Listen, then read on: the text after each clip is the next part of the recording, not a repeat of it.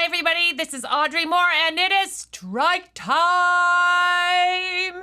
Strike authorization time, that is. All right, everyone. Are you union? If you are a member of SAG-AFTRA, SAG-AFTRA has officially sent out a strike authorization, which means it's voting time. So let's talk about what a strike authorization is. A successful strike authorization vote doesn't initiate a strike. It doesn't mean we are immediately striking or will ever strike. Instead, the strike authorization permits the national board to declare a strike if the studios and streaming companies fail to negotiate fairly with SAG-AFTRA for the benefit of its members. So that means the committee is going to go, they're going to show up, start negotiations, and if the AMPTP, which is the studios and streaming companies, if they're like, we don't even want to discuss with you because we hate your stupid face, then SAG-AFTRA can go, all right, well, fuck this shit o'clock, it's striking time, and then they will call a strike. So postcards are sent in the mail to eligible members Thursday. However, you can do it whenever. You can just type in your union number, and it'll give you a little pin. You put that in, and you click yes, yes, yes, 1,000% yes, an emphatic yes to the strike authorization. Here's the thing. Our negotiation power lies 100% in our unity, which is very exciting, and I love that everyone is so fired up. But what that means is everyone has to vote, and everyone has to vote yes. What you want is as much of the percentage of the body of actors voting, and then as many of those people that vote, you want them all, you want the percentage of those people that vote yes to be as high as possible. So like the WGA had like a 98% vote essentially of yes, 98% affirm. That's what we need, nothing less than 98% affirm with like 98% of the union voting. That's what we gotta do. An emphatic yes, I am really proud of our union, of our national board for sending this out. I think it puts us in a really strong position going into the negotiations. We will talk more about that. I'm going to probably do a recording with somebody ASAP, and we'll sort of get into what it all means. I'm looking forward to that. And I'm just really so delighted to see all of you on the picket lines, picketing, sending me pictures and tagging me. It just gives me great life. All right, episode 102, How to Be an Action Star. Today we have Wayne Daglish. Wayne is so awesome. I am thrilled to have Wayne on. I have been promising the stunt community for years that I would have somebody on to represent and talk about stunt issues. He is so great. He is an actor. He is a stunt coordinator, a second unit director. He has worked on some small franchises you might have heard of, including Guardians of the Galaxy, Avatar, Deadpool, Wonder Woman, and everything else you have probably ever seen. I am nerded out by his work. It is so crazy cool. If you are following any of the James Gunn Instagram BTS footage of the Guardians of the Galaxy 3, you will see how cool what he does is. It's just mind-blowing to me. So I'm thrilled. In this episode, he says, well, hopefully if you want to be an action hero, you know how to do action. And I couldn't say it better myself, Wayne. We're going to talk about the importance of collaborating with stunts at every acting level, because safety first. Also, let's make it look believable and cool. How to get into stunts and how to become superhero, action star ready. All right, self-tape May, 16 tapes, 1 month. Can you do it? Yes, you can. Here's the thing. You can start now. Get as many done as you can. One lucky winner will get a year of Castability, a session with self-tapes here, a Casting Network's premium annual membership, a 2.5-hour headshot session with Bella Seville Photography, free admission to Erica Bream and Kara Shoot Rosenbaum's class, Ace Your Self-Tape, co-stars, and free admission to the Amy Linden's Saturday intensive class, and so much more. Go to selftapemay.com to register for free to be entered in the prize package, and while you're there, take a look at the progress board and make sure your Instagram shows how many tapes you've completed. This is how we're counting how many people have completed this year. All 16, completed all 16 tapes. So if you want to win some stuff, make sure you're on the board. Do those tapes. Show me those bobby pins. Feed the review. Bye, bye, bye, bye. This week's podcast is brought to you by Castability. If you need sides for your self-tape May, get some free ones from them. Also, Brad Greenquist at bradsclass.com, the best acting teacher for learning how to work with the camera. He's fantastic. I love him. Also by Abundance Bound to help you get your money together. What better time to get your money together than during a strike? Get it together. I mean that seriously. Get your money together. Do it! All right, everyone. I hope you're setting up your self-tape for Self-Tape May. And I hope it's a real audition that you would mute on Instagram. And I hope you book it! Audrey helps actors because they don't know anything. Hi, everybody. I'm Audrey Moore with the Audrey Helps Actors podcast, and today we have... Wayne Daglish. Hi, Wayne. How are you? I'm doing very well. How about yourself? I'm doing very well. Thank you so much for making the time for this. I know you are a very busy person. Thanks for having me on. Oh, please. So I wanted to have you on. We met through some mutual friends this last year. You and your fantastic wife, who I'm a huge fan of. And you guys, he married very well. That's all I want to say. Very well. And you're welcome. My better half. She's fantastic. So I wanted to have you on because I have been promising listeners to have somebody from Stunts on for a very long time. I have so much respect for what you do, and you are a stunt coordinator and a stunt person. And tell everybody a little bit about, I always ask people like their landscape. Like, are you in the union? How often do you what do you do? Do you get calls from people? How often are you working in, say, like a month? Tell everybody a little bit what that looks like. Okay, so I am in the Screen Actors Guild. Stunt performers, fight coordinators, stunt coordinators, we're all SAG. Mm-hmm. And then obviously second unit directors are in the DGA. I am almost there. Not quite there yet, but close. And that covers SAG. And then as far as working, every stunt performer or coordinator is different. Sometimes I'll go, I think the last long work haul that I had, I did 3 years out of town, where I just jumped from film to TV show. So each one was about a year long. And then I just got off of Guardians of the Galaxy last year, the third one. And since then I've been just performing and fight coordinating in LA. So I'll work and a little bit of stunt coordinating. My friend Dave Wilson and Tim Miller, they're doing a show called Secret Level. That's going to be exciting. That's coming out. But I got to coordinate some of that. It's like some animatics. But as far as working, you could work, I don't know, for 3-4 years straight, or you could have months off. So it all depends. I'm doing the daily thing right now, where I'm just picking up dailies with coordinators in town. That's great. And tell me a little bit about the actor-stunt relationship. I know there are a lot of crossover of actors that also do stunts, and stunts who go on auditions without their stunts being a part of it.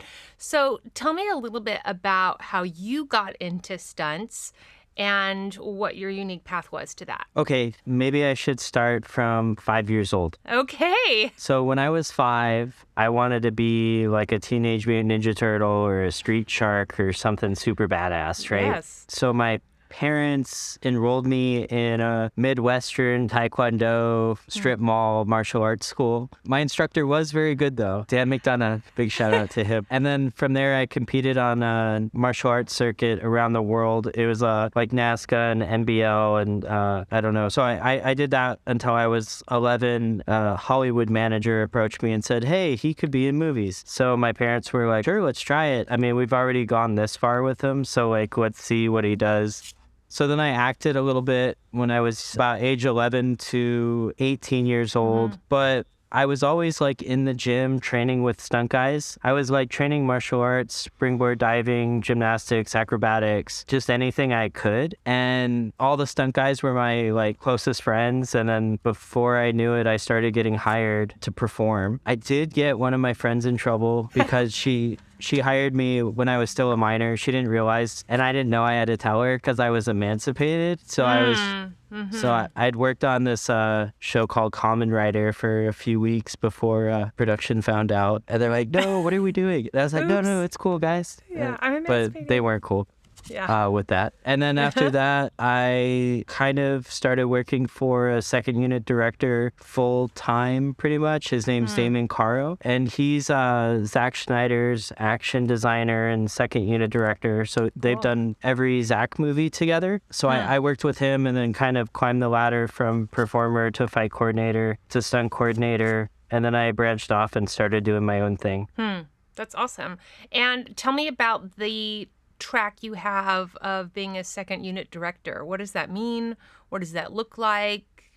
Tell us about that. Well, a lot of stunt coordinators who are also interested in filmmaking and, I don't know, are camera savvy and like designing action. The general path is that they transition into second unit directing just because they already set up all the sequences. You put previews together, so they kind of know the action sequences almost better than anyone on the set other than the director. And the director doesn't have enough time to shoot everything, so they're like, okay, this guy knows, like, he knows what's going on. Hopefully he knows what's going on. Anybody other except for the director and, I don't know, key producers and ADs and stuff. Yeah, that's fascinating because I didn't know that little bit of information, and yet I've been in on many sets where, not because I'm qualified at all to be in anything like a fight situation, but because it's hilarious watching Audrey be around action. And you're absolutely right. Often it's been a second unit director who was the person in charge of the stunt department who handled all of that. So that makes perfect sense. I love to talk about the fight design as a stunt coordinator and a fight coordinator and somebody who's looking at second unit directing.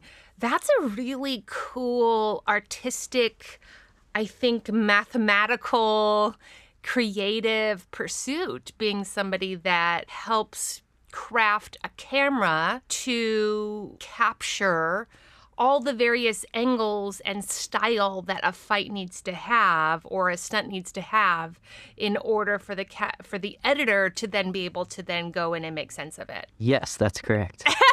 I knew you were going to say yes. I don't know. Do you want me to elaborate on like previs and design a little bit? I would love that, because one of the things I'm really passionate about is having actors understand a little bit more about the jobs that they don't have and thinking about those jobs. And my husband, Jesse, is on here, and he has directed, shot, and edited fights. And he has learned that that's a very complicated, in-depth ordeal. So, yeah, if you could go a little bit in depth about that, that would be great. Okay. I think the process is obviously like you get hired for the job, or you read the script, you interview, you get hired for the job. So you get the job because hopefully it means you understand what it is that the director, producer, and what the film wants. Or sometimes they don't know exactly what they want, but they'll say, like, insert something badass here.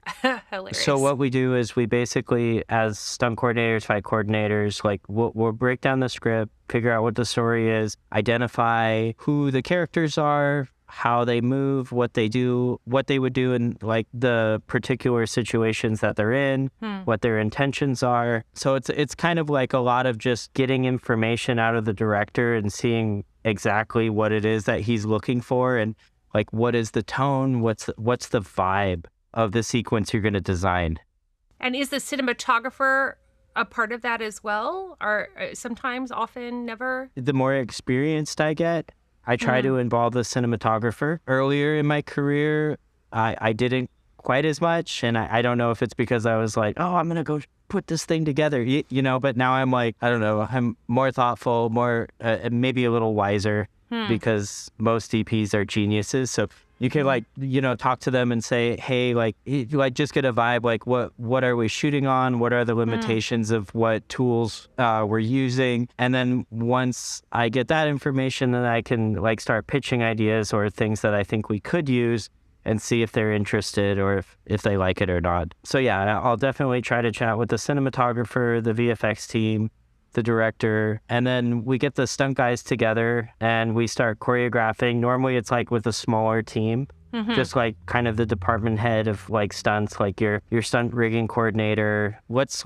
talk about fights. Like let's say this theoretical fight that we're putting together.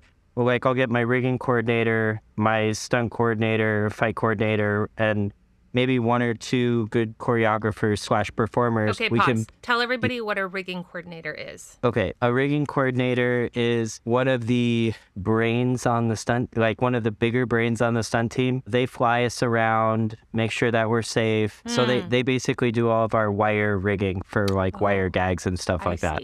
I see. And then the stunt coordinator is different. How? The stunt coordinator oversees the entire department. Okay. So like on bigger shows, you'll have like your car sequence, you'll have like your wire gag sequence, then you'll have your fight sequence, and then you'll have like your water sequence. Sure. So it's the stunt coordinator's job to have like a good general knowledge of each one of those things, especially if they're being hired. And then what you normally do is you call in your guy or like your specialists, and then you're like, hey, I want you. Are you available? They come in and then you guys start designing everything together. Great. So the stunt coordinator is the person who has a knowledge of maybe the water situation. And so you'll call in somebody who is specifically skilled and has experience in maybe the water one versus somebody else who's maybe with cars if it's a different person. That's correct. Like if you're a good stunt coordinator, you can do all of it. It's just you don't have time. Right.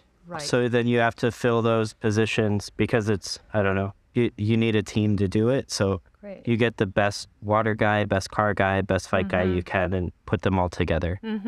It's kind of like a showrunner, but for stunts, right? You're sort of like overseeing the whole situation and probably making sure that it's all in the right style that the director wants, the right, you know, whether they want it sloppy or they want it really clean and heightened, right? So you're taking all of that into consideration. Yes, that's correct. Awesome.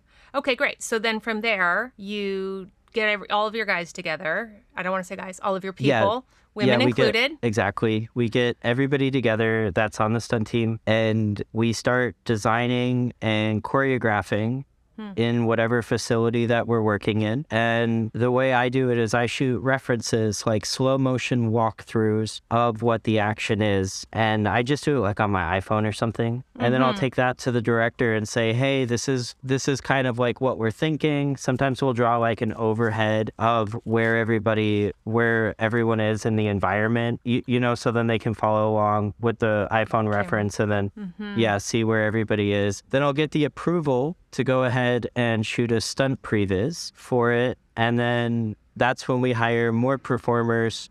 We're basically doing a pre-visualization of what it is that we're going to shoot on the day. Yeah, you're making like a spec, essentially. Yep. Right. Yes. So like for people to maybe have some context to that, this is similar to what's happened in commercials now, is when commercial directors are pitching themselves for a commercial spot, they will often basically make the entire 30-second spot in a sort of graphic way or using inserts of like their spouse puts their hand in the frame and then grabs the spatula and throws it out of frame, and then they cut to a computer graphic as they're trying to give a sense generally of what is happening here. And so I imagine that that's helpful for many reasons, just technically so that it goes faster on the day. You know, it's always takes a long time to get all of those angles and all that set up. And is the DP with you in any of that, or you're sort of, if you're lucky, you get them? If I'm lucky, I get them, but they're also very busy. putting their department together. So generally it's a conversation, oh, it would be cool if we did this, this, and this. Or if we have a specialty shot where we have like a wire cam, flying up as fast as you can get it. Cool. Or like doing some sort of drop. So like we'll have that conversation and I'll sprinkle in whatever notes they have. But it's kind of like the stunt team shoots it, we'll cut it together, we'll add our little visual effects indicators just so we know if there's an explosion, you see an explosion, or if there's a car smashing into someone and we don't have the time or the budget to actually smash a car into someone during rehearsal, we'll CG a little car hitting someone and they go flying just to get the idea across. And then we'll put like a little soundtrack to it and like be like, this is cool, and then present that. Try to make it as good as we can. And then we'll basically present that to the bosses. And how often are they like, nah? I've had all different types of feedback. So hopefully, when they say nah is when you don't get enough information at the beginning. But if you get enough information, I mean, sometimes they'll still say nah, and you're like, but that was your idea. But sometimes once you see something that, even if you said it, then you're like, I do that all the time where I'm like, no, throw a punch like this. And then someone does, and I was like, oh man, that's terrible. My bad. Nah. I'm naying my own idea. But, exactly. Yeah, so it's, I don't know. That's the creative like process, right? Yep. Yeah, try it and see what happens. And so, actors, casting directors, cinematographers, everybody usually starts to get known for a style, right? So do you have you work a lot. Congratulations. Thank you. Wonderful. And you work a lot with some of the best people in town. So you've obviously created a name for yourself in the industry. Do you have a style that you are known for in terms of a fight style, or is it just because you're such a delight to have around, and maybe both or all of the above? I would like to think that I'm a delight to have around. I bet you are. I'm fairly passionate about, like, once I latch onto an idea that's hopefully given to me by the director, that, I'm fairly passionate at grabbing it and trying to run with it. But I also have, I've heard that I have a reputation for having a style. I don't know if that's a good thing or a bad thing, though, because I would like to think that I can adapt to any style based on what the story calls for. So that's kind of like a backhanded compliment. But I think the stunt industry would say I have a style, yes. It's like a blend of a fight coordinator named Guillermo Grispo, Damon Caro, Zack Snyder, and now I'm learning James Gunn's style, though I'm starting to try to, I pick up what I can from everybody. And how do you get a sense of the director's style? Like, is that something that when you're pitching and coming in, because the director they all have different people that they've worked with in terms of fights in the history of their career. And so how do you differentiate what's the director's style versus maybe the stunt person that they worked with in the past? That's a really good question. To answer that question, I almost have to be like specific with what director we're talking about, because I feel like everyone I've worked for is different. So the most exposure I've had to a director is probably with Zack Snyder. I've worked on all of his films since I was 18 years old. And even to now, like I didn't coordinate Rebel Moon or anything, but I they brought me in and let me like perform and help shoot some previs. And so I got to do some of that for them. But like Zach, for instance, I learned from him and I would just try to do what I think he would want. You know what I mean? Yeah, like a creative partnership eventually over time. Yeah, like I feel like I went to school under like Zach and Damon. Like Zach and Damon and Guillermo and Ryan and Maddie. Like I feel like, I don't know, like once you latch onto their style, it starts becoming instinctual, like where you put the camera and what the beats are and like how long moments last. So, and obviously Zach, whatever he sees, he takes it but he obviously does his magic on top of it, so that's why it's a Zach movie. And then like it's different. And then some directors don't want to see any style. All that they want to see is like an iPhone reference that's super wide of the action, and then that way they can place cameras. So some directors aren't interested in listening to where the stunt department suggests they put the camera, which is totally understandable. Great. So I want to talk about the actor-stunt relationship. And to those listening who, we'll go a few ways, but first I want to talk about actors who are sort of crossover or want to be crossover. So maybe there are stunt people listening to the podcast who want to pursue more of the acting side, or actors who want to get more involved in stunts.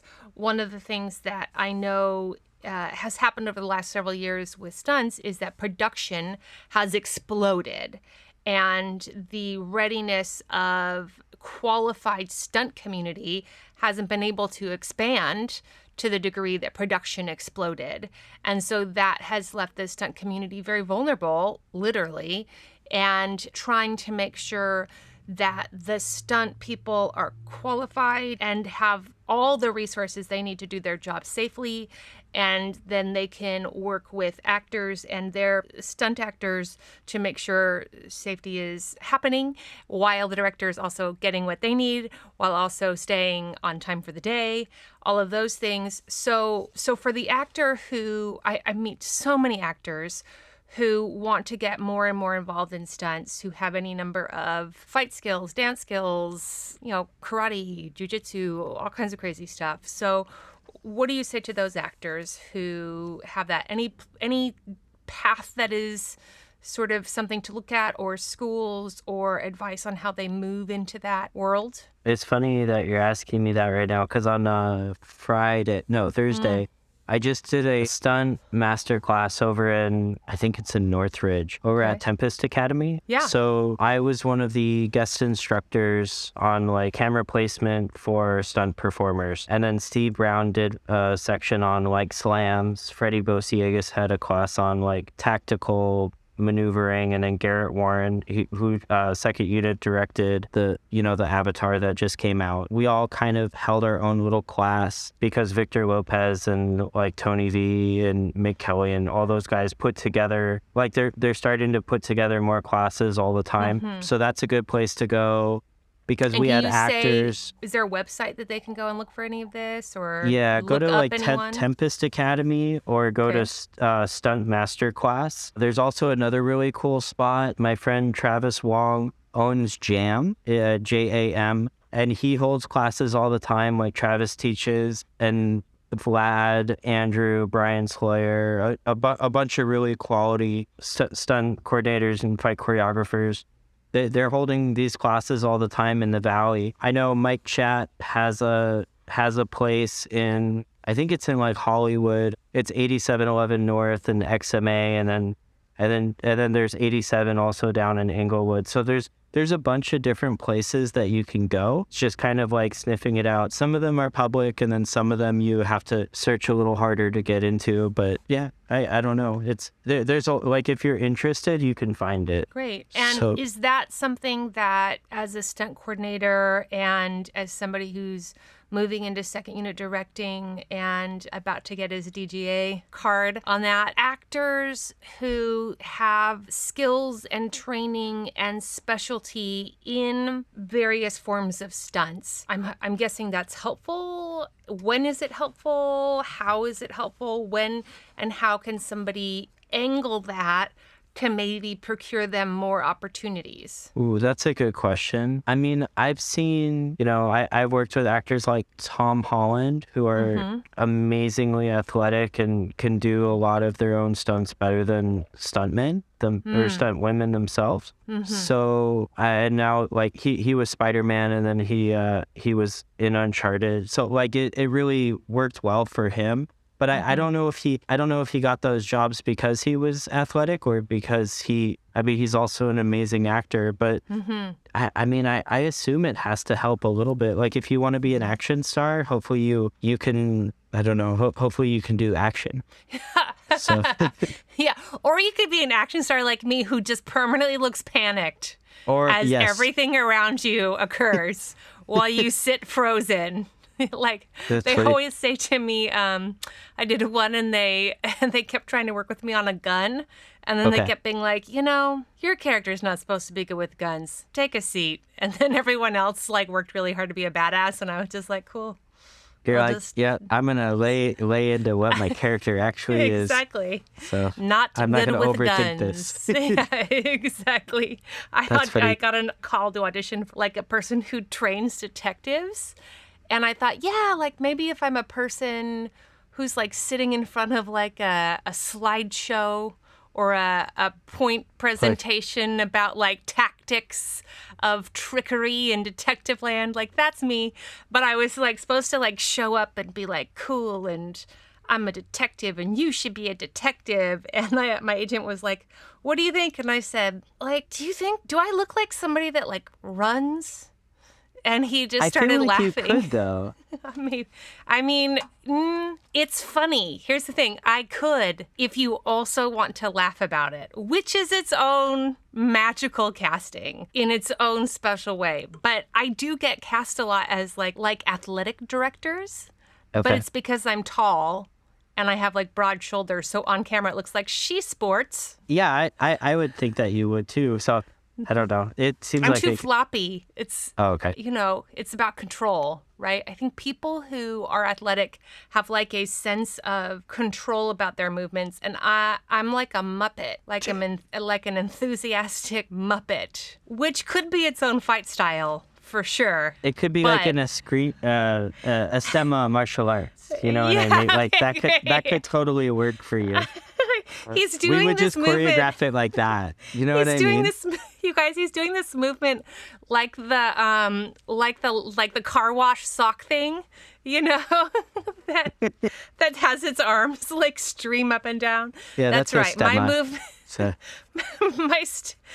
my fight style is car wash, inflatable green guy. That's how I am. But wait, Wayne, you macho man.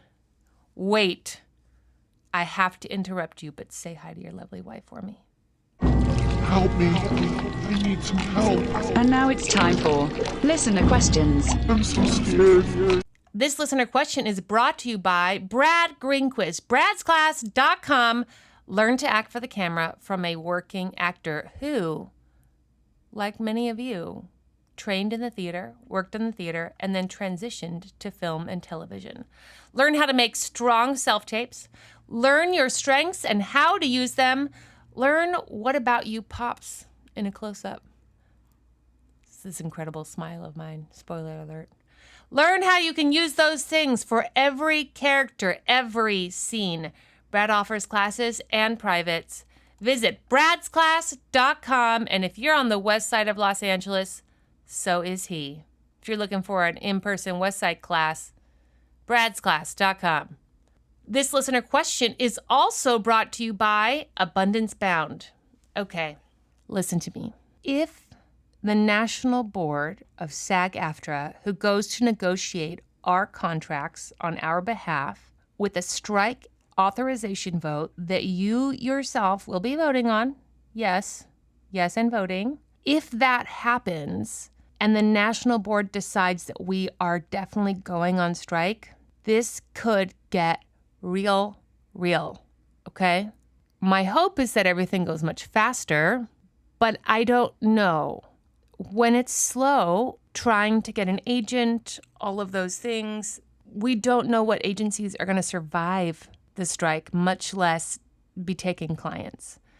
So this is the time to get your money together. If you said to me, Audrey, what's one thing you wish you had done during the strike in 2007, I would definitely say to you, get your money together. If I could have at that moment met Miata Idoga and learned from her in that moment, oh my God, I don't even know. I mean, that's the thing. You're like, I'm great with my money, and I am. However, there's always room for more improvement. There's always room for more in-depth guidance and support. And I want you to know this community is so great. So she is having a June enrollment. You can sign up for the wait list for the June enrollment. That's what you should do. AbundanceBound.com, financial-empowerment for more information. I am telling you, please, please, for the love of God, please get your money together. It's breaking my heart seeing everyone be in so much debt. So please go get your money together. You can get out of debt and pursue your acting career at the same time and avoid debt from your acting career intelligently going forward. All right, call us with your strike stories or questions at 667-ACTOR-70. That's 667-ACTOR-70. Hey, Audrey. This is Leslie. I'm in Los Angeles. Hey, girl, hey. I wanted to ask, we've kind of all gained some quarantine weight, and I definitely feel like it's changing my type. And I want to know if you're seeing that pattern for a lot of people. Like, how do you know if you're like, oh, this is changing my type, I'm going to lean into it, or, oh, this is changing my type, I need to get back in the gym to get back? How do you know? Are you guys dealing with the same struggle too? It's very confusing. I don't know. Acting is so vain, everything sucks, but I would love your opinion. Thank you. Love you. Bye. Hello there. I love this question. I love it when you call in smart questions. Okay, I love the chance to talk about body type and how it relates to our casting, possibly. How do you know is such a great question because I wish that body type didn't change or affect our casting. I wish that all shapes and sizes got to play all roles, truly all shapes and sizes. However, I don't think we're there yet. You probably agree. So part of what's hard about how do you know is I think it's hard to get people to tell you the truth. I think the best thing you can do is try to look for your specific body type on television and write down the professions or archetypes or roles that you are seeing your body type in. And then see if you can make some really great and really specific conclusions based off of all of that research.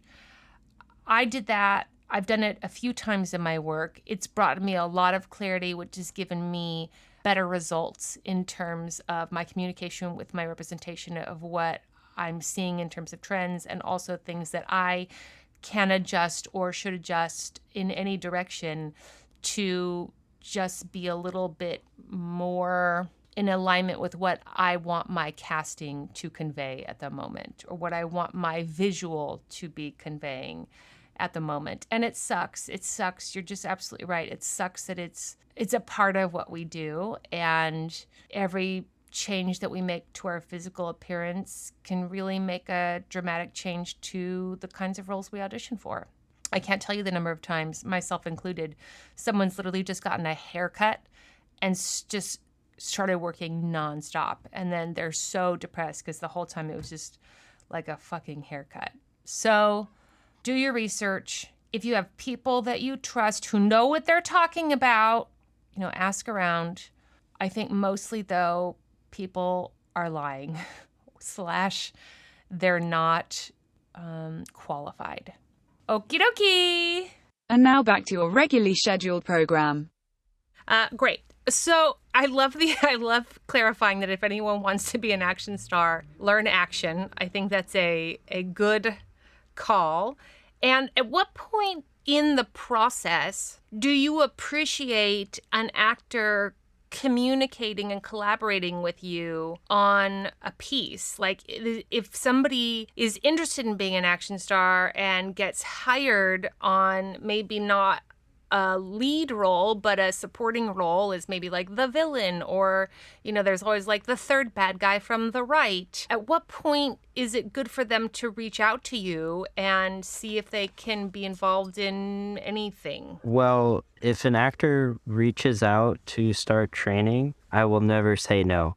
I love it when they come and train because it just makes the stunt department's job that much easier, and just the quality of what ends up on the screen generally tends to be much better than if they didn't show up. Now there's things like face replacement and, just shooting over your, like a double shoulder, but I always think it's super fun and awesome when you see the actor actually doing the moves and slamming them if they're able to, and if that's something that they like to do. So yes, if they want to train, that is awesome. Yeah, that's awesome. And so I just want to talk to actors who are listening that when you get cast, because actors often feel a little shy or insecure about taking charge of their own role and the success of how their role then ends up portrayed, right? So this can mean going to props and saying, hey, I would really like a heavy briefcase because I want it to seem like I am so tired from this day and this job is killing me. And if you're working out of town, I love the day that I come in and do a wardrobe fitting. I love to call and say, hey, can I talk to so-and-so from this department? I want to sort of start to collaborate with them. And I have the experience you have, which is like everyone loves being involved in that collaboration. And so if they're going to be involved in sets, when they get the call in stunts, when they get the call and the call is, hey, you booked this job, you've got a Zack Snyder film and you're going to be one of the bad guys, should they find out as soon as possible who you are and get your email and then reach out to you as soon as possible? Yeah, I think that would be good. And then they can have like some sort of conversation, and then the stunt coordinator will generally do an assessment with them. And it's just a good rule of thumb is schedule everything through the AD department, but bug the AD department about making sure that happens because they want to be in the know, obviously. But Great. yes, like anytime an actor wants to put the time in to train and, figure out what it is that they need to do to make their character be portrayed the way the character should be portrayed. I don't know. I think it's really cool when they do that. And Yeah, a lot of them do, which is really cool. And then some don't at all. So I don't know. It goes both ways, but. I think probably the ones that don't, I honestly think it's because they don't know they should. I honestly think that. Like, no, as you know, communication between departments gets very cut off sometimes, and everyone thinks they're just supposed to do the thing they're supposed to do and then hope they don't walk in and fuck it all up for everybody, right? So I love that we're having the conversation to let people know that is something that's appreciated. Yep. Yeah, Wonderful. The stunt department loves it when you want to come and train. Or every stunt department I've been a part of does. So That's awesome. And then in terms of other things that actors can do to make your job easier, one of the things that I discovered, I discover this every time I'm on set, honestly. It's always like, aha, that's why that was a part of my training, is dance and movement classes. And one of the reasons I'm so glad I was in dance class from like 5 until forever was because, and I just want everyone to know, I can't dance. I want everyone to understand.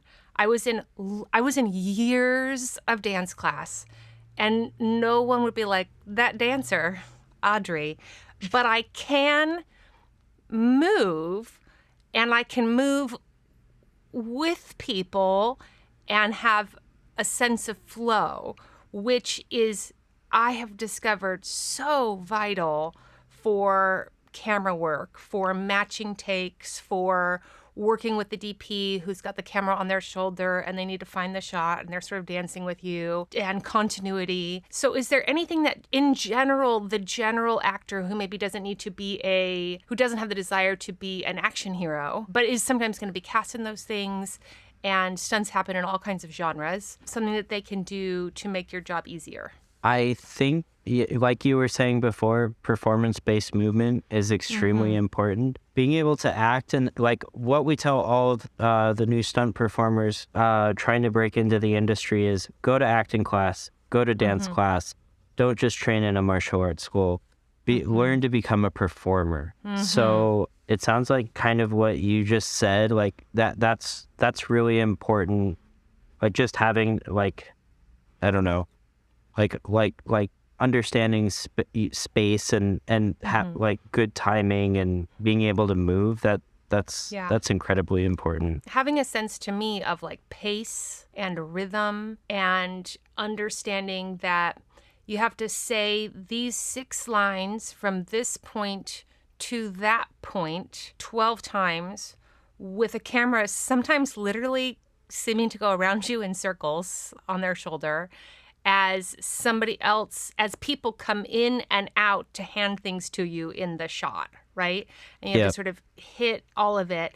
And the acting can get very overwhelming unless there is a trained sense of physical rhythm and comfort that can be relied upon when filming. I totally agree. Like, and that seems like the next level is like like performing dialogue and doing choreo or hitting beats and like almost self-ramping your body so then you can slow down or speed up depending on where the camera is.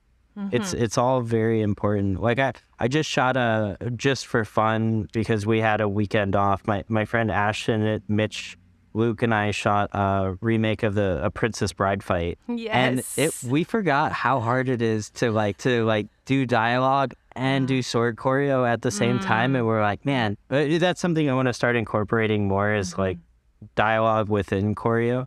But yeah, it was incredibly difficult. It's why they cast so many, I think, musical theater actors is because they're particularly trained for that. And why I thought it was so smart to cast the actress who plays Rey in Star Wars. She's a dancer.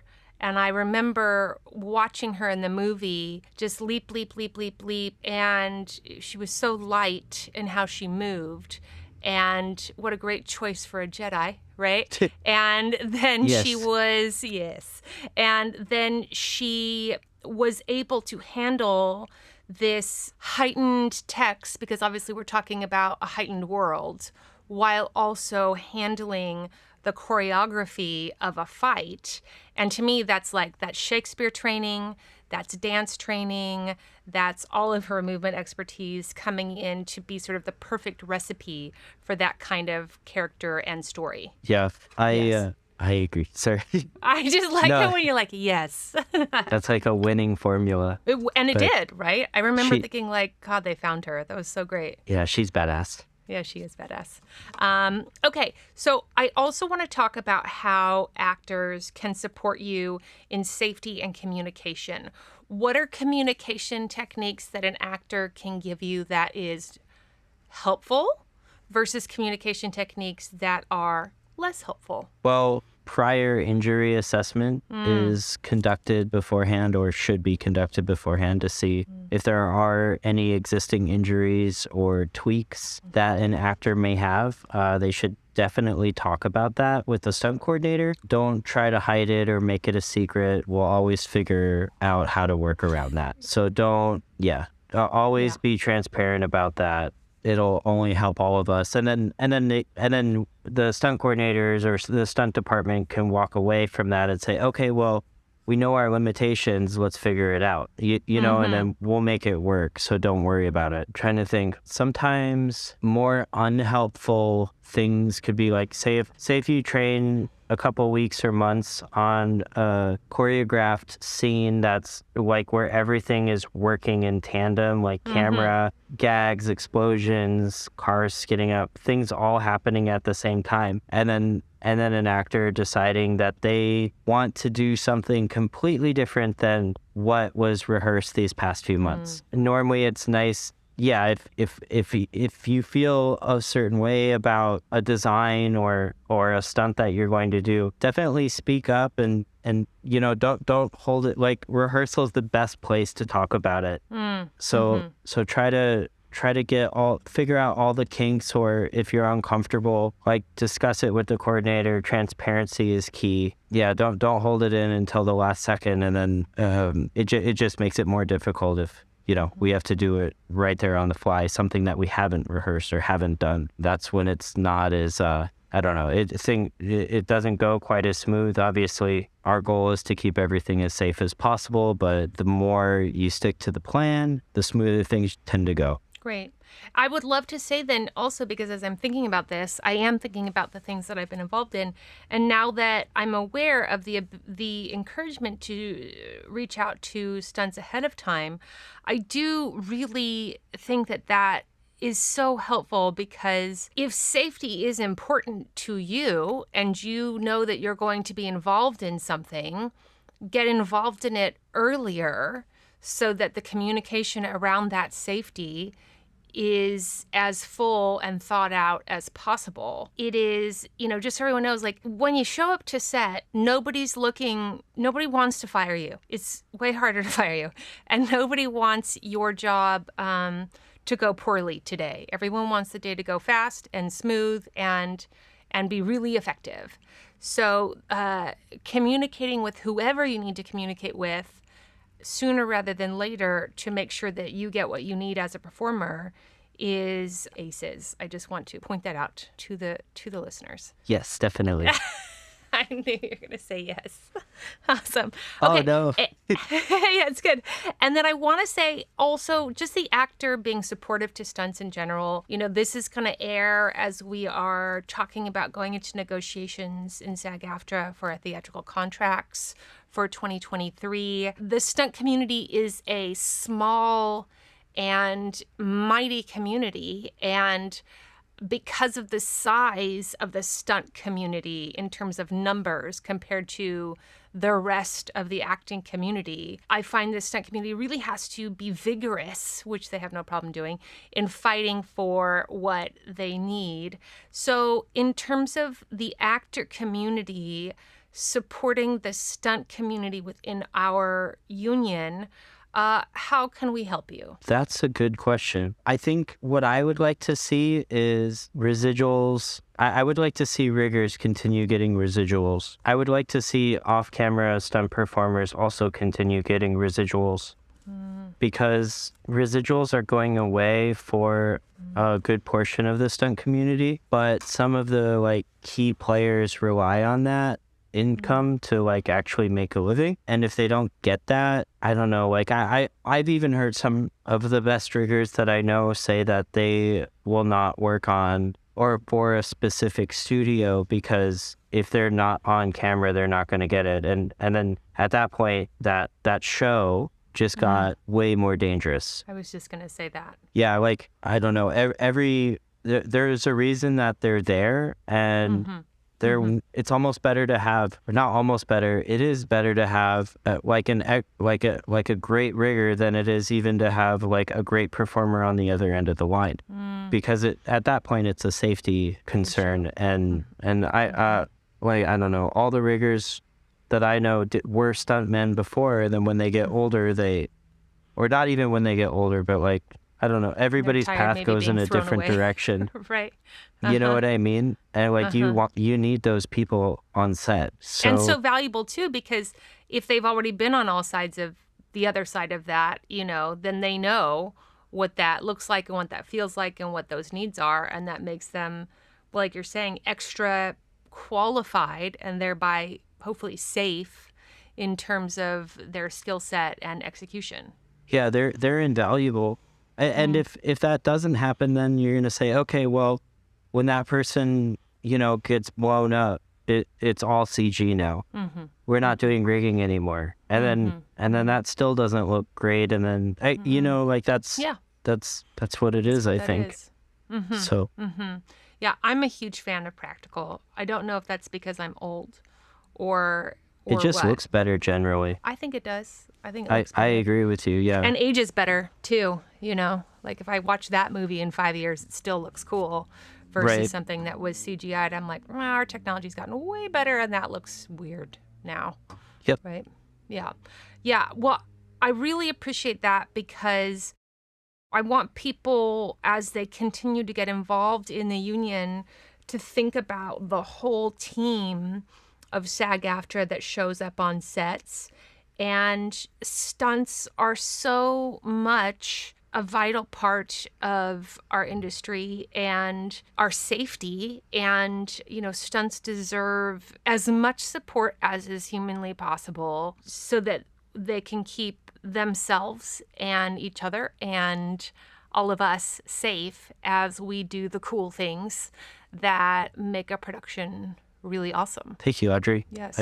I agree with you. And safety is one thing, but also like a thought I had, I've previs like final battles and large action sequences that I've spent months on designing, placing cameras, doing all of that, choreographing, teaching actors. And because I was not on camera, the person who made it, who just played one day and didn't really do anything that day would get residuals. And I was like, man, I spent like 5 months on this. Yeah, that's horrifying. So it's just kind of, I don't know. It's just kind of interesting. I think SAG needs to understand what it is that the stunt department actually does and what they contribute. And that's a big part of my goal in having you on, is because I always say on the podcast, there's no like magical union that is SAG. There's not like this group over here and then we're like, I wish SAG would. It's like, no, I wish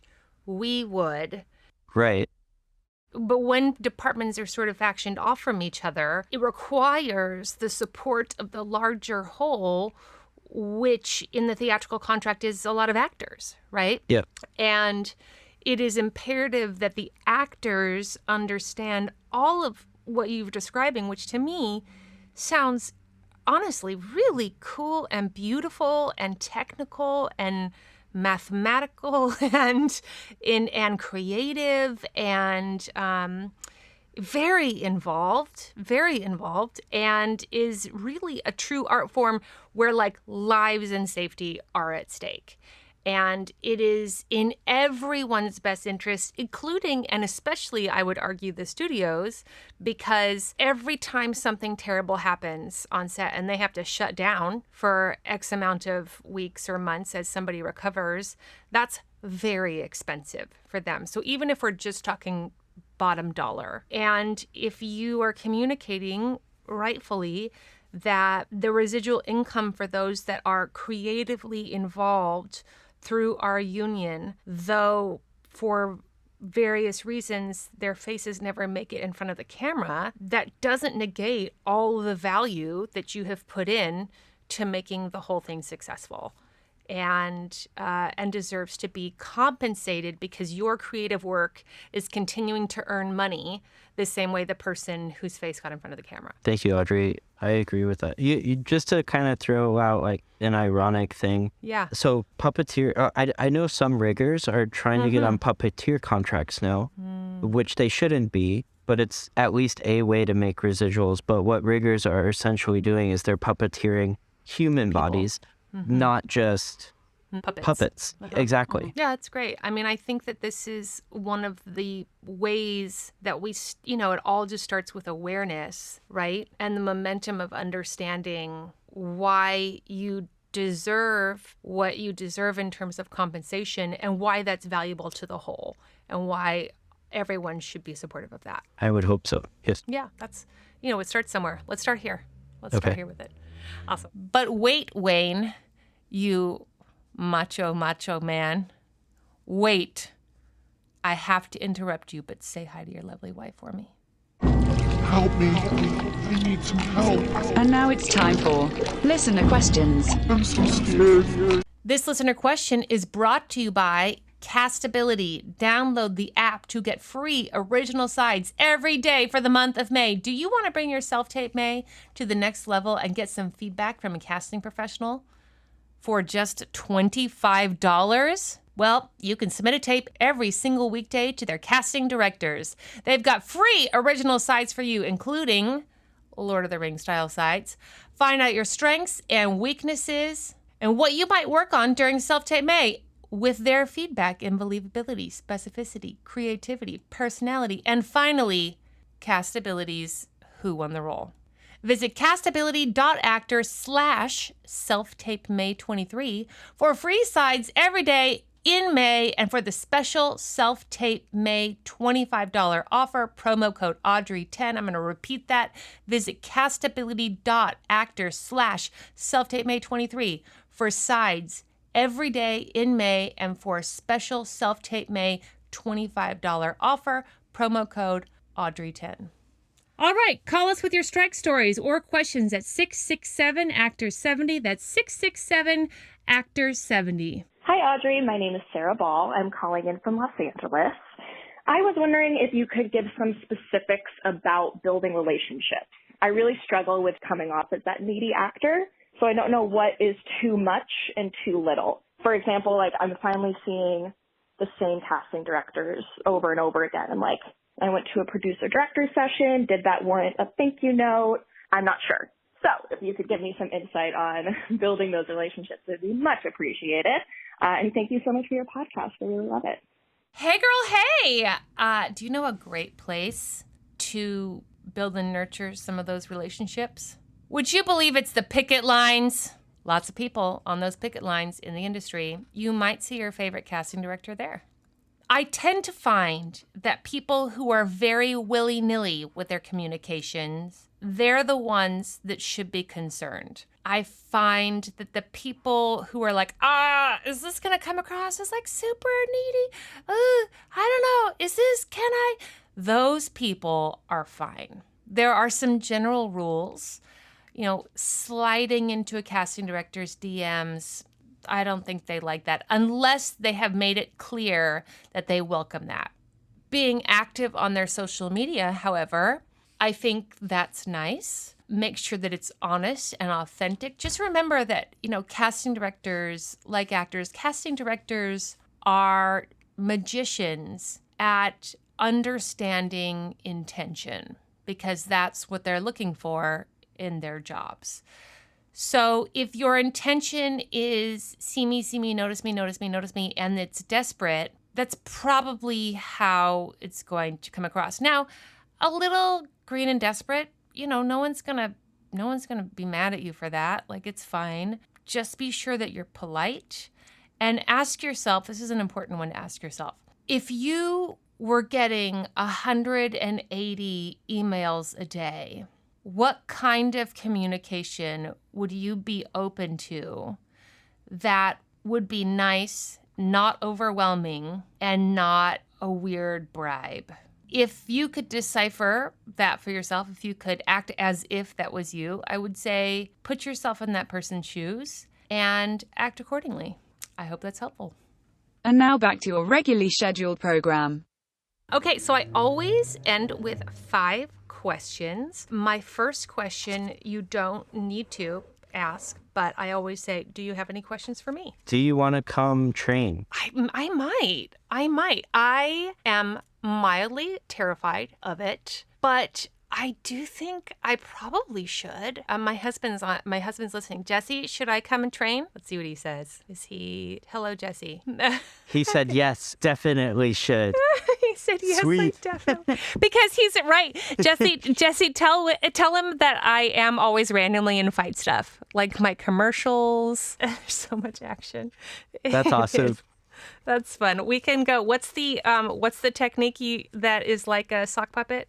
Systema. Yeah, we can start with Systema. Copy that. Just be like, I don't know that one as well, but okay. Okay, good. Well, just basics. We'll just start with basics. It's really great. Yeah, I would love to do something like that. And you know what I would really love to do is maybe there's a way for us to team up in a way to merge some of the actors listening who, like me, want to be supportive but feel a little like, what am I? Who am I to go do that? What am I going to do, right? I think it can help facilitate the communication and the relationship between both worlds. And so maybe something we could do is eventually grow something between the Audrey Helps Actors podcast following and listenership to build relationships with the stunt community and all of that through training or even just gatherings. I think would be really awesome. Oh, I'm interested. I think that would be awesome. I'm down. Great. Let's do it. Okay. Our powers combined, we are Captain Planet. I believe in us. Of course. Okay. Do you have social media that you would like for people to follow you on? Yes, I wish I was. I'm becoming more active. My name is Wayne Daglish. So I guess it's the @ and then WayneDaglish on Instagram. And I'm on Twitter. It's the same thing on Twitter. And what is the best part about the business for you? What is the best part of the business? Well, I love the business. I don't know. I love shooting and editing. I love the process. I love the actually the making of it process, not the meetings and the politics and that part of the process. I love making. So Yes. Yeah, the creating. the creative Yes. process, yes. What is the worst part about the business for you? The politics or the navigating people, which is a huge part of it. So I don't know. It's hard. It is. I mean, especially at your level, you're dealing with very high level people in every department. I mean, you are dealing with the best of their fields in behind the camera, in terms of the actors, in terms of the stunt people, in terms of the directors. Like, you are with strong opinions. Strong all the way. opinions and if they're there's a lot of very talented people, and then when you're in a room and you're like, oh, I know that person's good at that, I vibe with what they can do, and then they look at you the same way, and then that's how you can become friends kind of easy. Yes. I feel like. And then Yes. other times you're like, oh man, this person they're just really good at talking, but they're actually not good at their job. Yeah. And I run into those people as well. So kind of interesting. Yes. Both are full in our business. Yes. There's a plethora of each side. Yeah, that's right. What do you wish someone had taught you or managed to get you to understand when you were just a wee babe entering this business for the first time? Take more risks. Don't talk so much about doing something, and just do it even if you're not completely ready for it. Love it. Yes. What would you say yours is? I often say I wish that I had known that auditioning was the job. I spent a lot of my time resisting auditioning as its own skill because I was like, well, I'm an actor. I just got to go do the acting. And I didn't realize clearly that almost all actors mostly audition. And even the ones at the very top of their game usually have stretches where they don't audition, but then they have to go back to auditioning, and then stretches where they don't audition again, and they go back to auditioning. And so I think I would have gotten much more comfortable at that faster and sooner because I would have understood what an imperative part that was to being a working professional. That's interesting. Yeah, it's in my college, we didn't audition for anything because they wanted you to just work on the roles. But then everyone graduated and then had to audition all the time.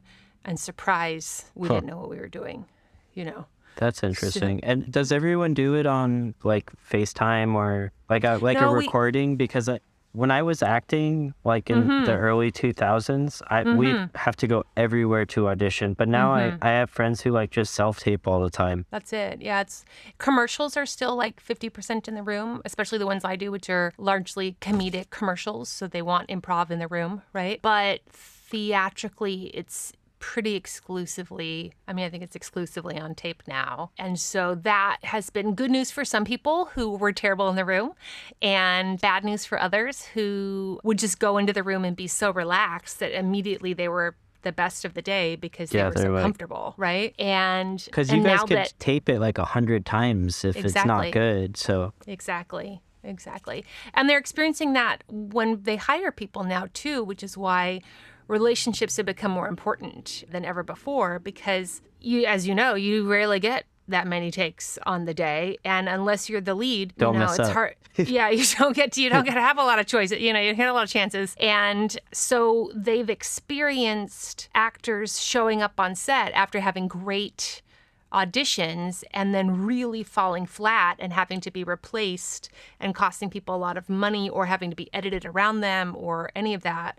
So now relationships I have found to be more important than ever before because, they want to make sure you can show up and show up. Stunts is kind of the same way because if you're hiring a stunt person based on their reel, sometimes their reel can look amazing. And then when someone gets there, you're like, hang on, but you did this on your reel and you can't do it now. What's going on? Yeah, you know what I mean? And what do you find that is when that happens? The magic of editing. Yeah. I normally you think that you could pick it out, but sometimes, I don't know, me, for example, I used to be able to do double backs on the floor like it was nothing. But now I can't do that.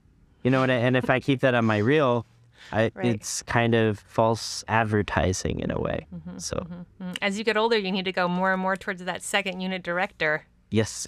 For your, I think I went a wonderful holiday party that he and his wife threw, and I think you had a black eye that day. I did, up. yep. Yeah, I think I showed nice up. memory. Yeah, I showed up and I was like, hey. And then I was like, black eye. And then I was like, oh, right, stunts. You guys just randomly. You met my buddy that did it. He came up and he was all proud. He was like, that's mine. Steve. Yeah, my friend Steve. That was so funny. Yeah, you guys are a crazy bunch with your black guys randomly throughout the month. So funny. Okay, and then 2 more questions. What does success look like to you? Man, these are like deep questions. Well, success in the industry, right? I mean, just success. No, I mean, like where you sit right now, because I think at different points in our life, success looks different, right? And so I always say, like, where you're sitting right now, what does success look like to you? I think success is when you are comfortable knowing that you are going to be okay. Even if you didn't get the job you wanted, or even if you're having a not so good time on the current job that you're on, knowing that you have, like you have your people, or you have your family, or, you have that immediate circle that you can go back to when you're not at work. And like, that's really what's important. Like, I spent my whole life chasing the work and like climbing the ladder and doing all of these things. And obviously not all the time, like you don't always gel with everybody, but being comfortable with who you are and being confident with who you are, that took me a long time to learn. I feel like I'm still learning. I would try to be like a people pleaser. I would try to be like, oh, I want them to like really like this product that I'm giving them. And just knowing that everyone has a completely different taste. Like, there's different tastes. Like you could be awesome in like someone's mind, and then like someone else will say, no, that looks completely fake. I don't want anything superhero related. And then there's that like, oh, okay, well, this person just isn't necessarily vibing with what I'm giving them, and being okay with that, and being like, okay, well, I'm gonna go like make something awesome over here. I think for me that's what success is, because if you like put your head down and grind and work, you're going to get work. Like I feel as though there is a lot of work out there if you're committed and if you stick with it for the long run. Yeah, I think that's really great. I love that answer. My last thing is mildly interesting. So this can literally be anything you've watched, eaten, listened to, heard about, learned, read about, any of the following. Anything mildly interesting. Yes, anything mildly interesting. I wish I had more time to think about this one. No, okay, I'll start. Yes, what is your mildly interesting? Okay, I just had one the other day and Whole Foods has a tomatillo chili chicken soup in the ready-made section. And I'm born and raised in New Mexico. People just don't understand about New Mexico, and like a green chili chicken stew it hits a place in my soul that only like childhood dishes can really like nail into that. And so I picked one up from the Whole Foods in Porter Ranch the other day, and it was so good. And it took me back home, and I texted all the New Mexicans in my life, both in New Mexico and beyond, and told them to go take a look-see and grab it. That's awesome. They did. Yeah, it was I happy. love those chilies. I did a movie in New Mexico, and I fell in love. Did you? So, Which one did you do? Army of the Dead. Oh, yes. Wonderful. That was a long shoot. Yep. You were in New Mexico for a minute. Yep, we were there for a little bit, and then we went to New Jersey for the tail end, which was interesting. How was your elevation? Did you get sick? Yeah, heat. I don't do well in heat. I'm always the purple guy in the suit in the background just dying, trying to catch my breath. So I like cold temperatures for sure. So New Mexico got me a little bit. And that with elevation, I mean, obviously I got used to it after a little while, but yeah, it handed me my ass for a second there. Yeah. There's all these All the things good that trainers happen. are there. Yeah, So- they are. I know, because every time I go back home, all the like MMA gyms and all these things are over there, and I always forget. I'm like, what are all you doing here? And I'm like, right, elevation. Yep. Because all the Olympic athletes train there also. Because like my high school track was the track the Olympic runners would train on. Apparently a lot of money to have it made because it was like Olympic standard, and then they would train in high elevation. So a little info. And then when I go home, there's all these things that I associate with as like childhood things that are actually just like high elevation New Mexico things that I'm like, oh, that's why every time I stood up, I would get a little lightheaded. It wasn't being a kid. That was just being in New Mexico. It's interesting. Yeah, it still trips me out every time I go back home. Okay, mildly interesting. You got this. Oh, no. You did. I've been trying to think this entire time. I was like, what is mildly... Okay, I like it. Something mildly interesting I just learned recently. What is mildly interesting? Do you have any movies that you saw that you want to recommend, or podcasts? We love good podcast recommendations, or shows, anything of the like. Well, I'm watching The Good Place right now with Bree. Oh, yeah. So we're watching The Good Place, and that's really fun. That's a really good show. And it's very interesting. I would recommend it. So good binge. Yep. A good binge. It is. We're going back over Parks and Recreation right now. And I know Love it's it. so good. Yep. And it's my sweet husband. I have to say, he's not like an audible laugher. Like, he's not a person who like laughs out loud. And it warms my heart when we watch it, because he literally is like, ha ha ha ha ha ha. And I'm like, who are you? What happened? But it's because he's enjoying it so much. And I really love that, because it always makes me think about the power of entertainment and what we do, and how wonderful it is to take somebody like my husband whose like inner soul is like a 86-year-old curmudgeon man. Like a wise man. Yeah. Yeah. Very, Yeah. like... He is, exactly. I understand. Yeah. And then have him, turn into just a laughable, like a giggling kid. Yeah, I think that's really what a gift. Honestly, I think that's great. What a great moment to lift your day up if you can get anything like that, right? Yeah. Well, this has been the most. I think this has been so fantastic. This is literally everything that I wanted out of having a stunt person on. So thank you so much for coming on. All right, next week on Audrey Helps Actors, we've got Elisa Perry. Thanks, Wayne. Shout out to Wayne. Wayne, you're so great. You are almost as great as your incredible wife. Okay, maybe you're equal. You're both super great. This episode was mixed and mastered by Thomas Snodgrass. Produced by Jesse Lumen, my husband, still so handsome. He gets older and gets better looking.